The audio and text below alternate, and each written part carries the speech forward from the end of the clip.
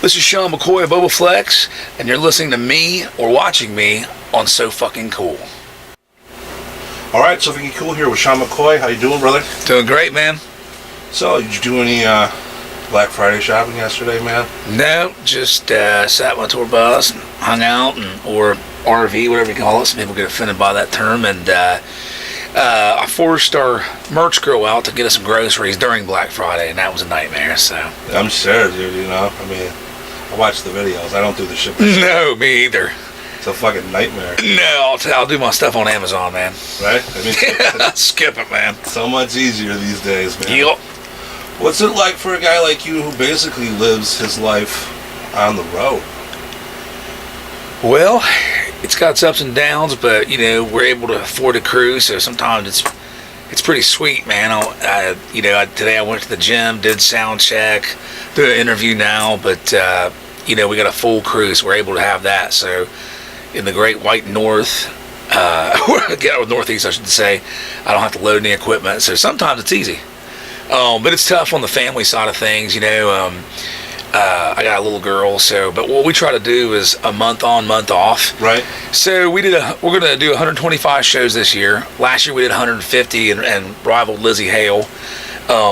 Because we pay our bills this way, this is our job, which is great. But my month on, month off's not bad. You get home, you spend time with the family, but you work hard for a month, and you still end up covering America. We still go to the West Coast twice in a year. So we cover every nook and cranny of the United States. So I've learned, took a few years to balance it out to where you get that home life, but you still play all your shows and get out there and promote yourself. I mean, you almost have to this day and age. I know you guys just released Eloquent Demons, and unfortunately, man, people ain't buying fucking albums, you know? No, they're not. CDs we just get for that guy who wants a signed CD. Yeah, right? It's literally like an 8-track now.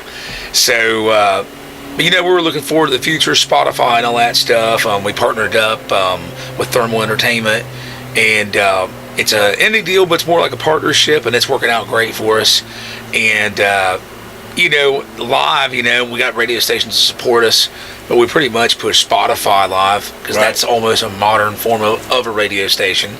You make your own lists and stuff, and I was kind of down on streaming at first, but because while iTunes was hitting around 2013, 14 on Charlatans Web, on Glad You're Dead, man, iTunes was coming in. It still makes good money for us, but man, it was less streaming, and a lot of servers were spanking people for 3 times and you're out if you're doing movies or music illegally. So people weren't going through the effort of finding free music, and so we were really making good money, and then streaming just came in and took over. And I'm like, great. Every time we make headway, they're going to come up with something. We always make the joke that, 10 years from now, artists actually have to pay their fans to listen to them. That's what's going on now. Streaming's going good, man. And I'm just glad in this day and age, a band our size, we're not huge, but we got big markets that we're able to tour and make a living. Right. Smaller bands go out with us, and you can't just jump in a van and get 500 a night and be a punk band anymore and go across the country. It just doesn't happen. It's a thing of the past. Now, you're talking about streaming and things like that and what it evolves to. I remember what was considered the first streaming almost. You remember going to record stores and they had the fucking headphones? Yes. Set up, dude? Yep. I do remember that. I'm like, wow, I'm listening. I can check the album out in here. Yeah, the future. Whoa. Yeah, I remember that, man. Now you see, it's a push of a button. It's a whole other world. I get in trouble. I still try the iTunes. I mean, I got Spotify and all that stuff, but if I get drunk, I get in trouble because it's so easy. So I'll wake up in the morning and look at my phone and go, Jesus, I downloaded the entire Kiss box set for $50. No! I did that with Waylon Jennings and Kiss, which now I'm the proud owner of every Kiss song. I didn't want them all. Trust me. But so I'll it's too easy, man, because I'll just click my phone and I'll be at the gym even and go, what's that? Buying that. Then a month later, I go, why not buy that song, man? I don't care about that song. But you had to be a little more invested back in the day when you're buying a $20, well, when CDs were real high, they were $20 or vinyl or whatever. And you thought about it, you listened, you saw the video. It was, you saw a video, hype it up maybe too, and then you bought the record. Right. Now it's more of an impulse thing. As long as you don't wake up and see you purchase The Vault from Gene Simmons. Right, exactly. 50 grand. I saw that. And he comes and hangs out with you for Delivers it to your house. Yeah, I mean, that part's kind of cool. Right. I mean, if I just discovered, like, you know, if I just struck gold and, like, got an oil well on my property, and I just literally was worth billions or maybe hundreds of millions ago, I might do it then. Right. Yeah. Maybe, if I could buy money to throw away, but that's just crazy, man. It definitely, yeah, man. I seen that shit. It's fucking, it's out there. That is. I wonder if anyone's bought it yet. I seen a few people did. Yeah, I mean, I researched it and looked it up, you know. I mean, I have a friend of mine who's actually making Gene Simmons soda. He has a factory here in the area. Okay. Gene Simmons soda? Yeah. What's it called? Money bags. Wow. Yeah. You think he'd call it the Demon or something, make an energy drink? Well, it ties into his clothing line and shit, man. He's got Moneybags clothing now and all that. Wow. So if you see him in anything lately, he's got like, it's just literally just a money bag on his hat or a shirt. That's all his shit. So Oh, wow. Okay. Branch off a little bit. Now, you know, we're talking about touring and you guys going from place to place, man. I see you guys do everything. You guys play great theaters, you know what I'm saying? You guys play fucking auditoriums, you guys play everything. What's it like when you get to the place where it's not what you expected, you know? I mean, nowadays, some kids might get some money in their pocket and call themselves a promoter and fucking... It happens all the time. Book you in a fucking You can get from pizza 50 shop, to 500 to 5,000 all year long. But I always look at those gigs as means to an end, as long as they don't stiff us. I mean, I'm going to work, still going to put a show on.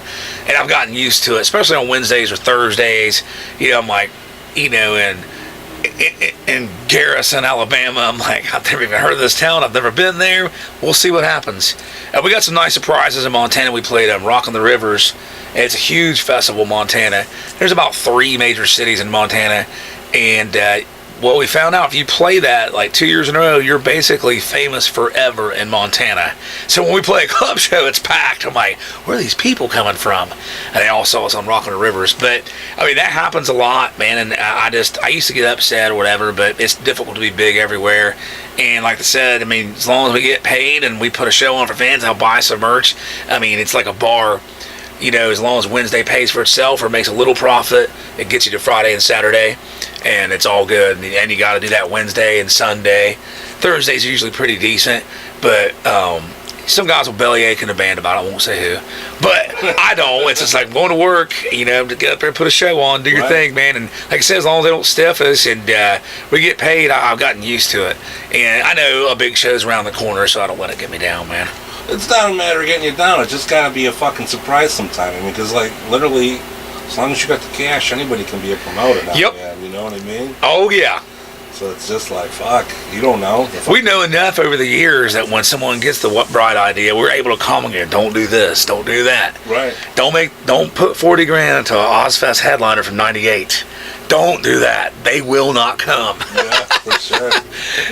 I know somebody recently around here did a show. They wanted to do a big outdoor festival, and they got fucking Dizzy Reed as his own little offshoot. And it's got the guys from Quiet Riot and all that shit. And it's everyone's in the band's famous. Booked a huge outdoor.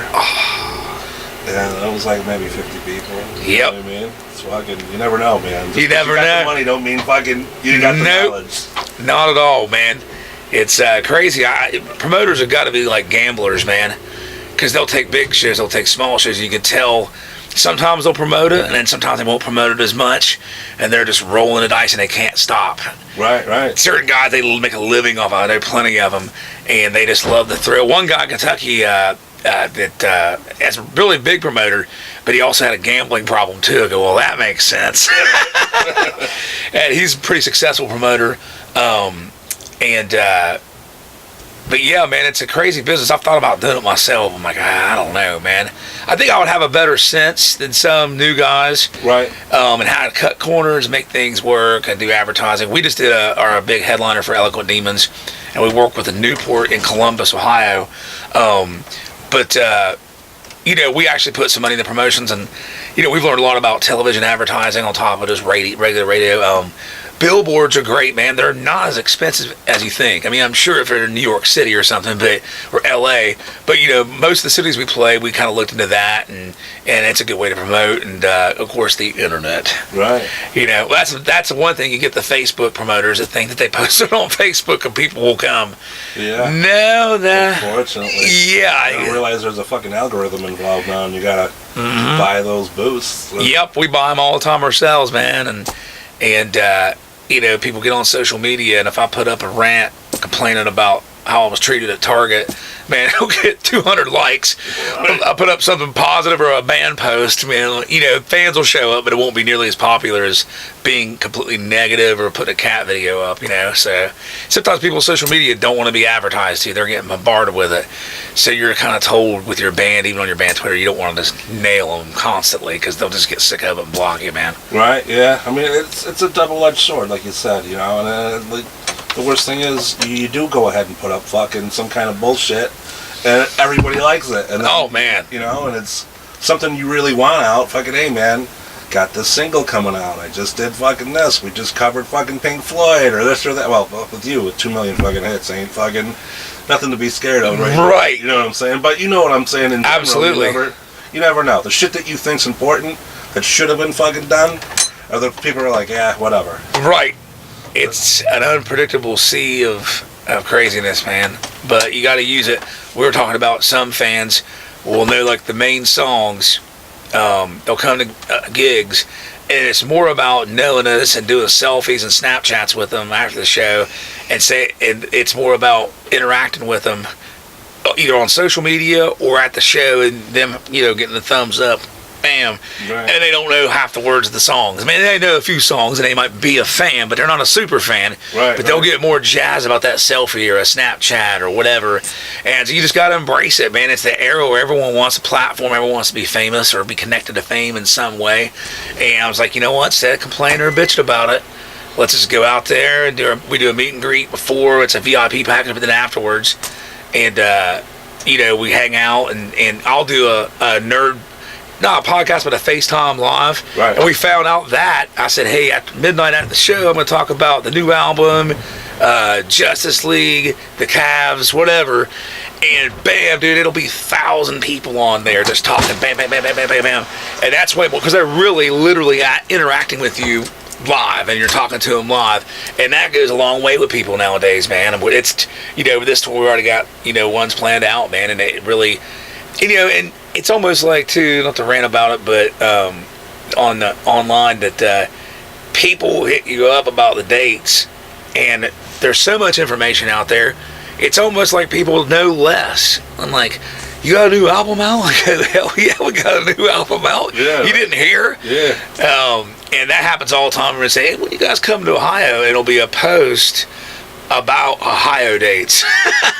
I'm like, it's right there. Or you can Google it. I tell my baby's mom too, she goes, how long is your tour? I go, Google it. Yeah, right. You pretty much put the name of the band and it's going to pop up in about 4 seconds. Yeah, fucking just click on my fucking Facebook. There's an events section. Right. You know what I mean? I'm like, my God, man, I can tell you how far the moon is in about 4 seconds. You can find out what the shows are. So it's almost like people have too much information and they kind of goof off on the internet so much, and sometimes real information passes by them, man. But we try to embrace it and try to think of ways we can, involve fans more in a personal way. And right. And I seen that some couple, damn, what was it? They were on Dateline. They kind of semi-abused their kids, but they had a YouTube page. And like Owen fucks up big time. One video, and they play pranks on their kids and follow and like take things away from them and ground them. And they made a YouTube channel out of it, like it was their own reality show, man. And they bought a house with it. Like you were asshole parents. Yeah. They tell a kid he spilled ink and go fuck with Owen pretty much. And the kid's crying. He's like 6 and freaking out. Yeah. And the mom's yelling at him. They're like giggling. So man, people weren't happy about that one. Wait till 10 years from now when he's in therapy showing them fucking videos. Exactly. Like, well, son, we did get a house out of torturing you on TV. Just think about it, buddy. You want the new Xbox. Oh, man, the things you click on YouTube, they're like, Owen makes the biggest mistake of all. It shows him crying. When you click on it, I'm like, oh, my God, man, it was hilarious. It was funny, but, yeah, man, I mean, that's... And then too, man, YouTube and all that, doing live shows. I mean, I've done it at home, had a surround sound set up, and just watched, the Stones live, and got a mixed drink and a beer in one hand, and right. I'm at the fucking concert. It's not as cool as being at the concert, but I've watched vintage videos and spent hours watching live music. I mean, we're in a generation now where people want to hear more terrible shit than they want to hear the positive shit. You know what I mean? It is. It's disheartening. These interviews, and they want to hear a fucking sound blurb of you saying something shitty about somebody else. Fucking something terrible. You know what I mean? Yeah, man. Loudwire, I'm always seeing Corey Taylor slams Nickelback. Right, yeah. And stuff like that. And I'll go, ooh, what'd he say? Yeah, right. I'm just as bad. And, yeah, man, negativity is... Catch Me Outside girl. Yeah, she called the whole audience hoes, which I found hilarious. Yeah. Especially when Dr. Phil said, all these women out here, they're all hoes. She goes, that's right. Laughed my ass off, man. Just think about negativity. Maury Povich, You Are Not the Father of Me, he was once a respected journalist 25 years ago. Yeah. And he just, God knows what he makes each episode. For 20 years he's been doing You're Not the Father. People doing the fucking dance and high-fiving and that's the best one. I got one on YouTube where the guy's not the father, and he already worked out an elaborate dance across the stage, and it's funny. Like we're talking about right now, you're seeing people that are making accusations against other people from shit that happened 20 years ago. Whatever the fuck, man. And then now it's allegations, or they're just, by public standard, you're a bad guy. Why the fuck didn't you say anything then? Right. You know what I mean? And I understand if it was a true trauma thing, but like Kevin Spacey, one of them was... He was at a restaurant, bought this dude shots. He was 18. When the mom was talking about it on TV, I thought he was like, oh my God, it's a child. No, the dude was 18, doing shots with him. Spacey's grabbing his junk, put his hand in his pants, and dude stood there, and Kevin Spacey goes to the bathroom in the story, and he's just there frozen like, whoa. And a woman had to help him leave, like, what's wrong? You're in trouble. I'm like, Kevin Spacey touching your dick made you look like you saw Pennywise, and you just didn't know what to do as an 18-year-old grown man. You're a grown man enough to take the shots, but him grabbing your dick, you're like, I don't know what to do. He's like, what's in the box? Right. Exactly. I'm like, that story don't sound legit to me. I'm like, come on, man. You're 18. And there's a few other ones. Louie C.K, man, asking girls. He asked them. He fucking said, hey, I like to jerk off. You know what I mean? Right. You're going to watch. And they said, fucking okay. And now he's a dick because of it? That one's pretty, I know. That really, I was like, well, he asked. And then some people act like it was traumatic that I get it, the workplace, it's inappropriate. But if you're hanging out with him drinking at the hotel and he asks you that, it's like, it's not traumatic. He wasn't on stage fucking saying. Right. And two, if you agreed to it, then thought it was weird, you've watched porn. You've never seen a man masturbate when you're 30 years old. Just say, no, don't masturbate. Right. How about that? Yeah. If Kevin Spacey grabbed my dick and go, hey, Kevin Spacey, I want to hear more stories about the usual suspects, but please don't grab my dick again. Yeah, exactly. And the problem for dudes. For sure. And it, too, diminishes, I think that the people talking about George Bush Sr. at 90 in a wheelchair, patting her butt, and they said, I was assaulted. That diminishes, Rosewood. People have been raped or really assaulted. Like that Toback guy, the director, he shut the door, wouldn't let him leave, and forced him to look at him and jerked off and all this stuff. And I was like, that's assault. And when all these people bring up all these random kind of uncomfortable comments, it's nowhere near a rape. So, they tried to do it. Dustin Hoffman and even Meryl Streep took up for him, and the director, it's one girl basically. And what gets me with all the stories, it must be a 70s guy, a creepy thing, but what's with it always starts out with a massage. Yeah, right. Whenever someone you're working for asks a massage, it's going to go south. Yeah, for sure. Now we all learn that it always starts with a massage. Yeah, exactly. That and and with Bill Cosby to various other stars, when someone says they're going to groom you to be a star, I'm grooming her, or I'm grooming him, run. Yeah, for sure. Grooming, nothing ends up good when they use the term grooming. Yeah, because that's going to lead to fucking grooming your private. Right. They say they're going to groom you, get out of there, run right away. But yeah, I think it's been like a witch hunt, and a lot of people are guilty, but what happened to not believing every single thing a person says. I mean, right now, I could just say, Paul Newman touched my dick in the 80s, man. Fuck it, right? I mean, it's true. I said it. Fuck it. Yeah. I mean, it's just crazy. Because a few years, like 10 years ago, people were a little more skeptical. And I think before Bill Cosby got outed as a fucking roofie rapist, he had several people saying that they had his kid, and so did Prince. And all of them, other than James Brown, every time they were forced by the state to do just crazy people trying to get attention or whatever. And I was like, there are crazy people that want to be connected to fame or get their face in the limelight. I mean, anybody famous has to defend themselves as bodyguards, as people will cuss them out in public. People are trying to get at you, connected to you. College football players, this is the craziest thing I ever heard, with all the women doing all the crazy shit, making allegations. I mean, they give them all this guidelines so they don't get in trouble. But one of them is, this is crazy, when you have sex with a condom on, keep the condom tied, put it in your pocket, and leave with it. Yeah, so don't leave. Fucking take the jizz out. Right. I'm like, what? Fuck, yeah. Jesus. Shit you gotta worry about, man. Oh my God, I couldn't imagine. So, I mean, some of these guys are real assholes or rapists or criminals, but there's some stuff coming up. Like just too much coming out at once, man. You know what I mean? Like fucking every day you're gonna see somebody new that's going up there. It's like, why the fuck is everyone waiting until this point in time, like the last 2 months? Right. There's got to be some attention seekers. Not all of them. And if you say that, you're victim shaming. It's like, no, I'm not victim shaming. I know there's a lot of people that really some bad things happened, but I'm sorry, in that sea of people, there are people that are exaggerating or want their face in the papers. And I get it that decent people can't understand, like a decent woman who would never make up a lie like that can't fathom that someone would make up a lie like that. Right. And me as a guy, it's hard for me to fathom that a dude would just go up in the middle of the afternoon in an office at the water stand and come up and grab your vagina or breast. Like, hey, how's it going, hot stuff? Yeah. You know, it's just like hard for me. I know it happens, but it's hard for me to compute, you know? So I get it on both sides. But, yeah, it's gotten out of control a little bit, man. Yeah, I mean, 100%. Like you said, dude. I mean, there is terrible shit. I'm sure some fucking things happen, but I don't know. I think a lot of people just want to get their name fucking out there and be able to fuck over whoever you want, you know? Right. I mean? It's the scariest thing. Like, it is scary. Like I said, well, I had sex with him, but I wasn't comfortable with it. I'm like, well, what the hell does that even mean? Why did you do it? Yeah, right? I mean, fuck. I'm sure everyone got drunk and woke up next to somebody where they're fucking like, oh, fuck. Right. I ain't gonna fucking cry about it. Fucking many 20 times years later and been like, ah. In the early days, I slept at least 30 or 40 homely women. Right. They still haunt me. I guess that's the shame for me is I'll be, you know, out and about shopping, like, oh, it'll hit me. I'm like, ooh, remember South Dakota? Not good.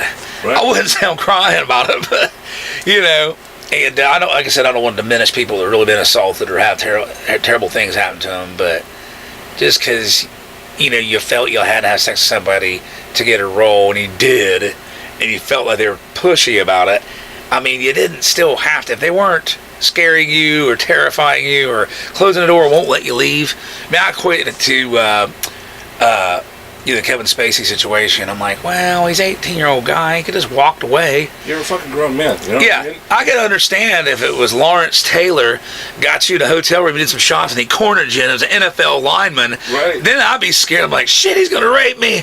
And as soon as you see him throw that crack pipe down, exactly. Charging it. I mean, LT, okay, he got sexually assaulted, man. There was nothing he could do about that shit. Yeah, right. I understand that, but that wasn't the same situation. Yeah, for sure. Now, you know, one thing I want to talk to you about is you are a descendant of the McCoys, right? Yep. Do you watch all the movies and shit, man? Yeah, Kevin Costner, I mean, it was a little lopsided, but he did a pretty good job, and there's so many stories, and it's kind of murky if you read about it, that he tried to include everything that he could, and he did a really tasteful job. I really liked his series, man. Yeah, it was cool. Yeah. Now, where does the term the real McCoy come from? I have no fucking clue. Learn that shit, man. I mean, come on. I don't know, man. And in our connection to it, originally our family does come from the Tug River where all the feuding went, but it's at our family get-togethers, it's kind of hard to trace. We can through name, but our great-grandfather was killed at 21 for stealing a horse. He lived in the mountains. He did not have a social.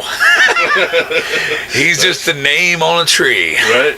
It's kind of guessing and hearsay. So, but yeah, we're descendants from it. And what's funny is, what is bullshit is when they did the Moonshine show, and they made it and set it up that they're still feuding and all this, and they're still battling each other over Moonshine. That was all made up. It's like, Hatfields and McCoys don't feud anymore. We're not doing drive-bys on each other now. So no Hatfields are showing up. They are. They try to kill me with whiskey. Yeah, exactly. They'll buy me shots. I'm a Hatfield.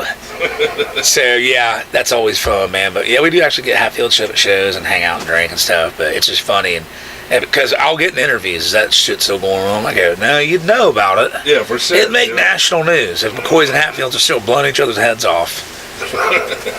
Now, people want to follow up, man. They want to know more about the shows. They want to know about any more videos or whatever the fuck you guys are doing. What's the best way? The official Bobaflex.com and our Facebook and Twitter. You just type in Bobaflex, it'll be right there. Perfect. I see you guys are going all the way up until New Year's. Yep. I'm assuming a month off, kind of like what you're saying. Yep, month off. We'll be off the 17th. We got a little bit of Christmas family time. Then we'll do that one show. Get the old jalopy fixed and do some maintenance and do some rehearsing and then head back out late July. And we're going south for the winter. Perfect. We used to have booking agents. We'd be in North Dakota in February, like 3 years in a row, man. I'm like, this sucks. Why are we doing this? Yeah. Or Colorado, man. I mean, just like a normal highway rail, you're going around a mountaintop and it's icy. I'm like, if we just slip, that's not going to stop the bus and trailer. We're all dead. Right. I'm not doing this shit anymore. Yeah. We're in Colorado in spring and summer. Fuck it. Exactly, man. That's one of the perks of being able to pick where to fuck your Exactly. We're going to Carolinas and down into Florida in January or late January, all through February, all the way out to Texas and Arizona, and coming back, taking a month off, and then we'll hit the Midwest when the snow starts to get away at least. Right. Yeah. Definitely. Fucking pick the hat when you can, dude. I mean, but you're lucky it ain't snowing out here today. You know what I mean? Yeah, I know. The Northeast. I'm like, is the Northeast gonna be good to us? So far, so good. Cool. All right, man. I appreciate your time. Yep. Appreciate it, brother.